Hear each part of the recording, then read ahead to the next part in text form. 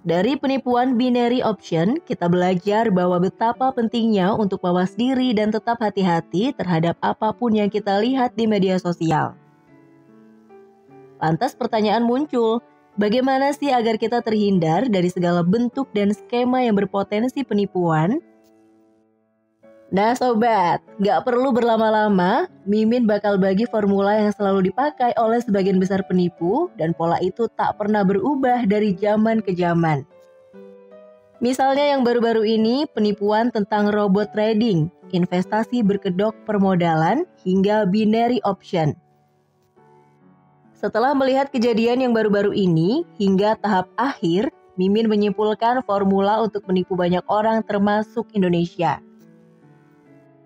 Yang pertama adalah flexing. Ya betul, flexing. Secara ringkas, flexing adalah kegiatan memamerkan barang dengan maksud tujuan pamer. Seperti yang kita ketahui, oknum ini dan ini menggunakan cara flexing. Flexing terbagi menjadi dua, yaitu hard flexing dan humble flexing.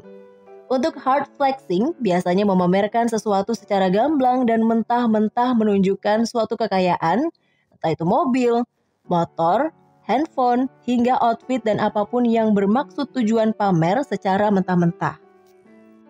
Sedangkan untuk humble flexing, metode ini sedikit berbeda dengan hard flexing, karena cara yang kerap dilakukan adalah dengan metode memberikan motivasi. Humble flexing termasuk cara paling soft cara kerjanya. Misalnya memberikan motivasi. Kiat-kiat oknum sukses dengan bermaksud tujuan untuk menipu dan mengajak orang untuk ikut dalam kegiatan yang ia buat. Yang kedua, dermawan bukan hanya dua orang ini. Kalian ingat gak kisah Pablo Escobar? Ya, betul. Dia adalah bandar narkoba terbesar di abad itu. Pola yang Pablo pakai menyedekahkan sebagian hartanya kepada orang sipil dengan maksud tujuan mendapat simpati dari banyak orang, dan nantinya para audiens simpatik inilah yang nantinya dimanfaatkan oknum sebagai benteng untuk melindungi oknum penipu. Kemudian yang ketiga, menggait influencer terkenal. Ingat kan kisah orang ini yang memberikan donasi uang dengan jumlah yang cukup fantastis?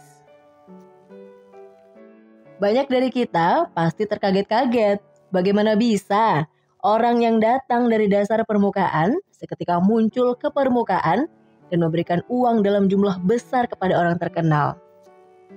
Dan faktanya ini adalah salah satu pola yang kerap dipakai penipu untuk melancarkan aksinya untuk menggait orang terkenal yang nantinya akan mendatangkan audiens yang banyak kepada penipu. Dan yang terakhir adalah konsisten. Seperti kita ketahui, betapa banyak kita terheran-heran betapa mulus aksi penipu dalam menipu korban, misalnya mulai dari intonasi, mimik wajah yang serasa menceritakan sebuah kebenaran. Banyak dari penipu hebat dalam menjaga intonasi, pemilihan bahasa, dan juga mimik wajah. Karena mereka terbiasa melakukan tipuan ini yang secara tidak sadar kita terbuai oleh bujuk rayunya yang sulit untuk kita analisa. Adanya konsistensilah yang membuat penipu sukses melancarkan aksi bejatnya ini. Nah sobat, gimana nih menurut kalian tentang pembahasan yang kita bahas tadi? Jadi itulah formula yang dipakai penipu dari zaman ke zaman. Sudah berapa banyak uang yang telah diraih penipu ini? Dengan harapan, setelah Mimin membuat konten ini agar menyadarkan banyak orang terlebih masyarakat Indonesia untuk selalu berhati-hati dalam menerima informasi yang sulit untuk difilter. Besar harapannya konten ini mampu membuat orang-orang lebih memfilter setiap kejadian dengan formula yang tadi kita bahas.